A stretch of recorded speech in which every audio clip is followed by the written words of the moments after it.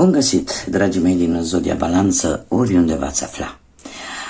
Tuturor un călduros bine ați venit pe canalul meu, Tarot Flori de Loto. Eu sunt Nina pentru cei care nu mă cunosc și care poate sunteți pentru prima oară pe acest canal și ca de obicei mă bucur tare mult să vă am alături. Înainte de a începe această lectură trebuie să mulțumesc tuturor dragilor mei abonați, celor care sunteți abonați ai acestui canal pentru răbdarea voastră, pentru înțelegerea de care ați dat dovadă în ultima perioadă când din motive strict personale nu am putut să fac lecturi. Așa că mii de mulțumiri din tot sufletul tuturor. Azi voi face, așa cum am obișnuit, o lectură atemporală, o lectură fără limită de timp, pe care voi să o puteți urmări oricând doriți sau atunci când apare în viața voastră. Desigur, dragilor, nu trebuie să uitați un aspect important și anume faptul că voi vă construiți propriul viitor, așa că vă rog să luați decât acele mesaje care rezonează cu voi, iar restul lăsați-le să zboare în univers, pentru că sigur sunt pentru alte persoane care, într-o mai mică sau mai mare măsură, au o legătură cu Zodia Balanță. Așa că, dragii mei, toți cei care aveți Soare, Lună, Venus, Ascendentul în Zodia Balanță, atunci această lectură este de asemenea și pentru voi. Dacă nu veți rezona cu această lectură, nu ezitați, puteți viziona și celelalte zodii care pentru voi pot reprezenta poate Ascendentul, Luna, Venus sau oricare altă planetă importantă din cartea voastră astrală. Lămurite toate aceste aspecte, haideți să începem și să vedem care este energia voastră în acest moment când urmăriți această lectură. Și să vedem care este energia dragilor mei din Zodia Balanță.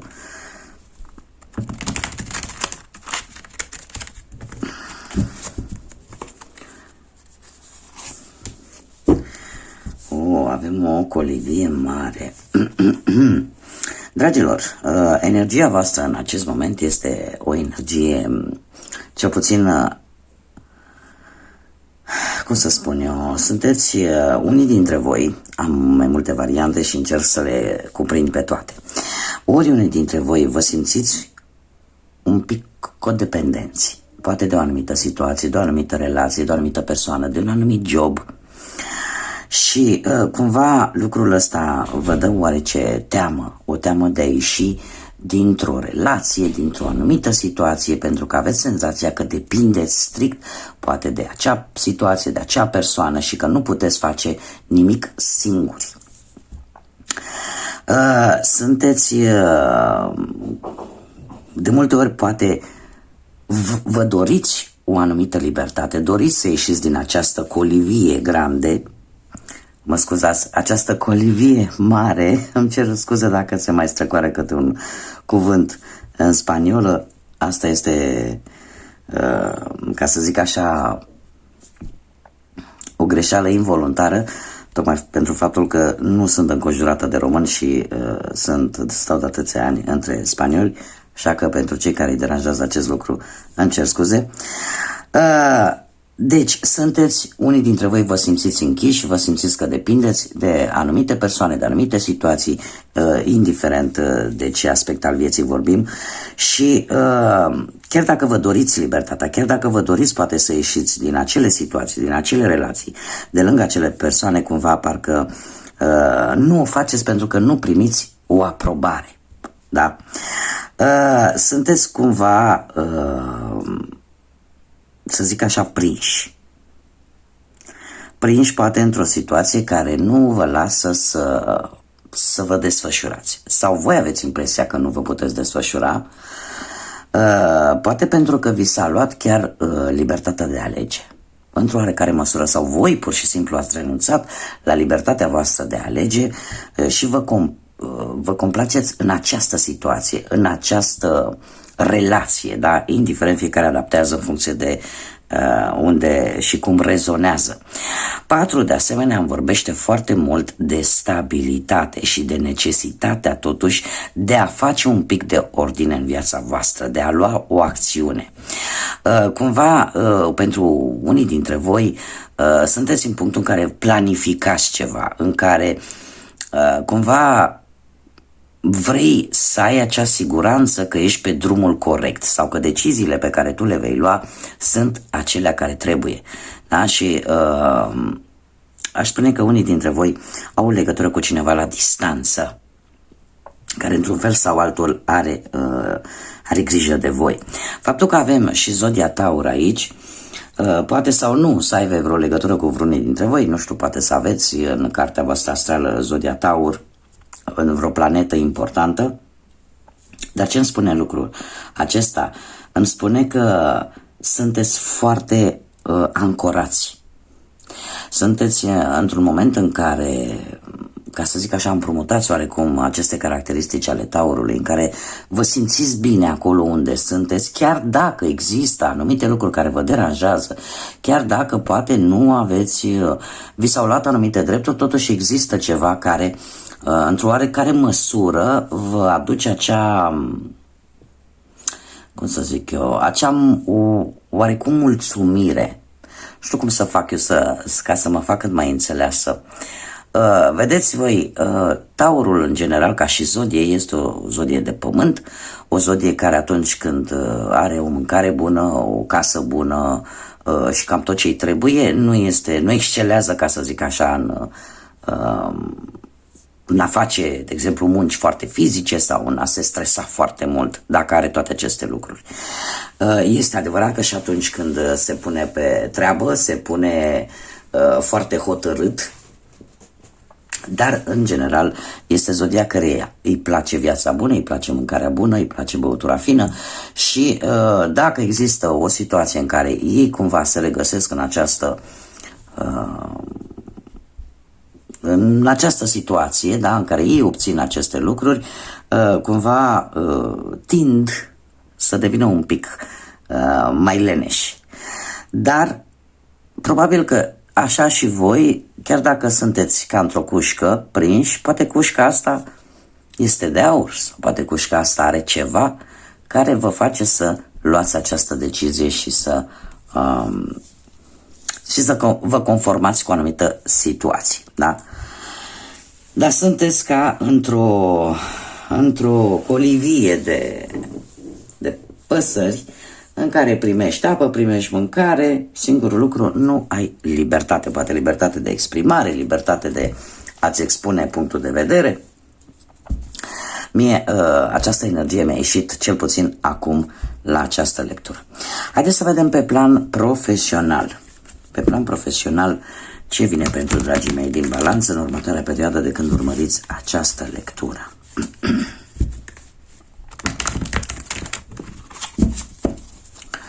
Să vedem pe plan profesional ce vine pentru dragii mei din Balanță. Haideți să vedem.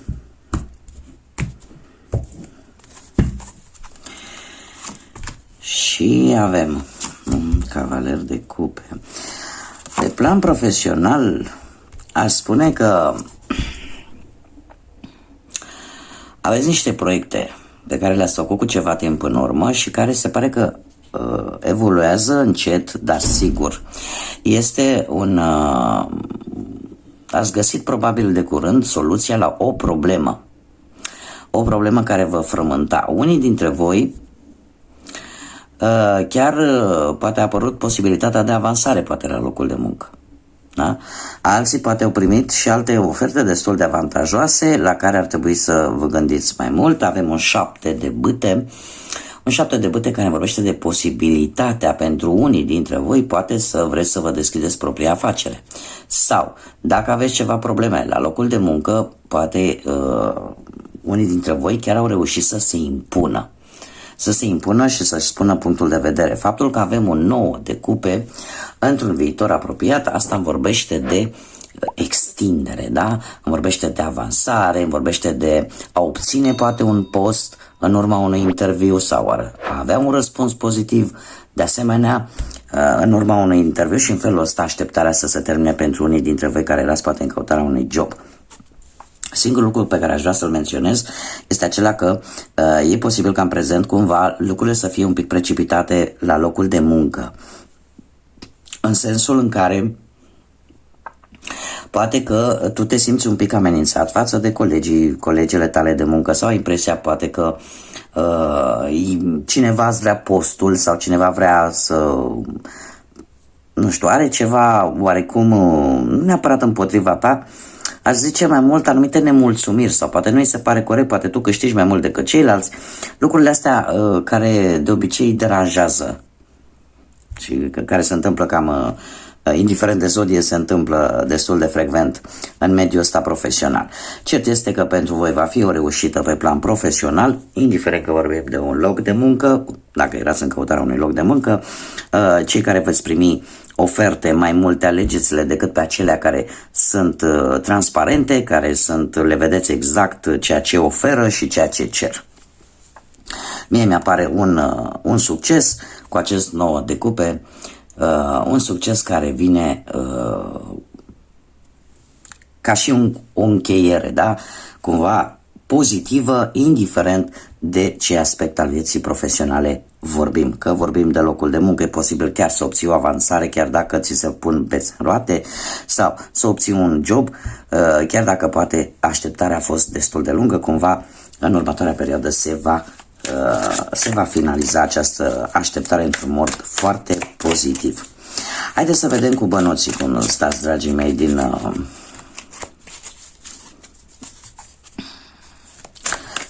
balanță. Cu bănuții aș spune că, nu știu, ori ați avut ceva documente destul de favorabile pentru voi, în urma poate a unor contracte, a unor moșteniri, sau poate chiar ați câștigat, ați avut așa o lovitură de noroc și ați câștigat ceva bănuți, chiar dacă nu au fost sume mari, v-au cam stabilizat.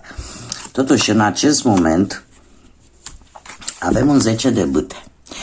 Un 10 de bâte care îmi vorbește foarte mult de o anumită presiune pe finanțe. Nu știu, poate achitarea unor datorii, poate cheltuieli mai multe decât în mod normal, sau poate simțiți nevoia de mai multă organizare. V-ați asumat poate prea multe lucruri, să le scoateți la capăt din punctul ăsta financiar, iar asta la un moment dat se va cunoaște, da?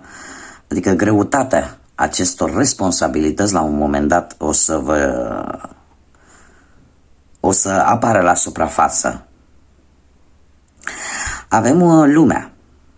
Lumea, într-un viitor apropiat, cu lumea, aș spune că toate aceste dificultăți încet încep să dispară. De ce? Pentru că vine stabilitate. E posibil unii dintre voi să vrea să facă un contract de vânzare-cumpărare, să vândă ceva, o proprietate sau ceva care e la distanță. Sau, aș spune, în urma unei călătorii, posibil să reușiți să rezolvați aceste probleme financiare. Nu știu, apare un contact cu străinătatea sau cineva din străinătate care să vă sprijine sau să vă mai ia din aceste responsabilități. Da? Și în felul ăsta se încheie o etapă care a durat de ceva vreme probabil și care va cam cocoșat așa, va cam dărâmat. Este posibil să primiți un ajutor sau un sprijin de la cineva care locuiește departe de voi, la distanță. De asta am zis că posibil să aibă legătură cu străinătatea. Haideți să vedem pe plan amoros pentru cei care sunteți într-o pereche. Avem un rege de cupe și arcanul major, carul. Dragii mei, aș spune că cu acest rege de cupe, pentru cei care sunteți deja formați o pereche,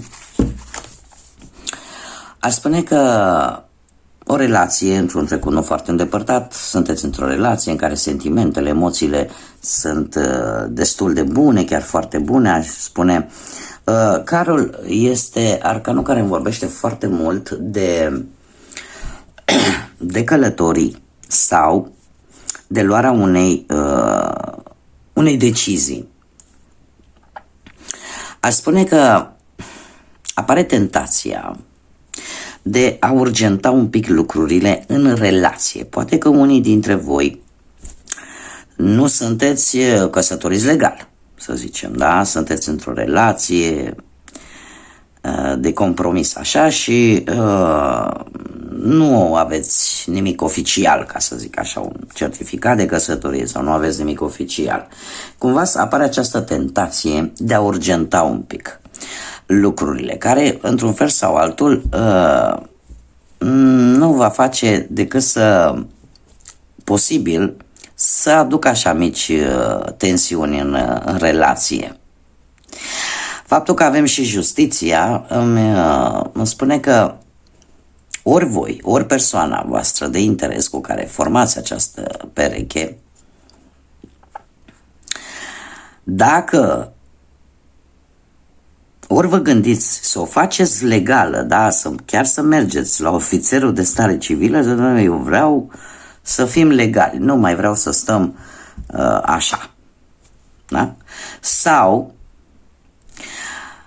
justiția mai îmi poate vorbi de rezolvarea unor anumite situații care au o legătură indirectă sau nu cu relația voastră. Nu știu, poate că unii dintre voi locuiți împreună, cum am mai spus, nu sunteți o pereche formată, dar poate că mai aveți ceva documente de rezolvat dintr-o relație anterioară și atunci cumva vreți să urgentați toate aceste lucruri ca relația voastră să fie oficială. Da? Posibil și acest lucru. Sau dacă au fost ceva probleme, să zicem, în relație, într-un fel sau altul se va găsi un echilibru și lucrurile se vor se vor rezolva. Da? Și în felul ăsta puteți merge înainte. Nu știu dacă pentru unii dintre voi perechea voastră are de văzut cu ceva cu semnele de apă, Rac, Pești sau Scorpion. Haideți să vedem pentru cei singurei. Cei singurei avem Luna. Luna care îmi vorbește de un pic de indecizie, un pic de nehotărâre pe care ai avut-o cel puțin într-un trecut, nu foarte îndepărtat. O indecizie care, într-un fel sau altul, ai reușit să-ți o rezolvi. De ce? Pentru că avem în prezent moderația, care îmi vorbește de echilibru. Îmi vorbește de echilibru și îmi vorbește de acea necesitate, totuși, de a avea pe cineva lângă tine. Cumva toată această nebuloasă, toată această stare de indecizie, de ce caut de fapt, de pot să trec peste ce a fost, nu pot să trec, cumva în prezent, așa mi-arată cărțile, așa îmi spun, că ai reușit să-ți găsești un echilibru și de fapt ți-ai dat seama că poate că trecutul trebuie să rămână în trecut și tu trebuie să simți nevoia de a avea pe cineva lângă tine. Într-un viitor apropiat avem Nebunul și Magul în același timp. Ești dispus să mai încerci odată să-ți asumi oarecum acest risc de a o lua de la capăt, poate cu o altă persoană, doar că trebuie să vă spun un lucru. Unii dintre voi nu sunteți hotărâți încă de a avea o relație stabilă. Nebunul, pe partea asta a dragostei și mai ales pentru cei care sunteți singuri, încă nu, se pare că încă nu vei fi pregătit pentru un compromis serios. Nu vei fi pregătit pentru un compromis serios, chiar dacă avem magicianul care ne vorbește de acea dorință de a ieși, de a cunoaște lume nouă. Tocmai, probabil, pentru că ți-ai dat seama că ai nevoie de cineva, dar de moment, cel puțin pentru unii dintre voi, de moment, nu vreți să fie ceva pe o perioadă lungă de timp. E ca și cum vreți să mai experimentați, vreți să să vedeți, să cunoașteți caractere noi, persoane noi și în felul ăsta, ca să zic așa, o perioadă de acomodare sau de reacomodare. Dar încă nu sunteți pregătiți să faceți un compromis serios. Și veți avea ieșiri, veți încerca să cunoașteți oameni noi, caractere noi, personalități noi.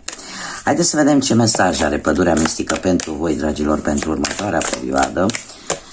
Cred că tocmai de aceea apare și această energie. Unii dintre voi e posibil să fi stat pentru foarte multă vreme închiși ca într-o cușcă, ca într-o colivie. Și dorința voastră de libertate este cu atât mai mare cu cât poate unii dintre voi au stat foarte mult timp într-o relație în care nu prea aveau un cuvânt de spus foarte mare și vă complaceați, erați codependenți poate de o anumită situație, cum am mai spus la început, sau de o anumită relație sau de o anumită persoană. Și iată, de exemplu, pentru cei care sunteți singurei, cumva descoperiți faptul că, știi, eu chiar pot să o iau de la capăt. Dar, cel puțin o vreme, nu o să mai fac niciun fel de compromis, da? Cu nimeni pentru o relație stabilă. Pur și simplu, e ca o tatonare, da? Tatonați terenul să vedeți ce iese. Ce mesaj are oracolul pădurii mistice pentru voi? Se pare că aveți tot ceea ce vă trebuie, sunteți compleți. Nu ești ruptă, dar nu ești distrusă și nimic nu este în neregulă cu tine. Nu-ți risipi viața încercând să rezolvi probleme.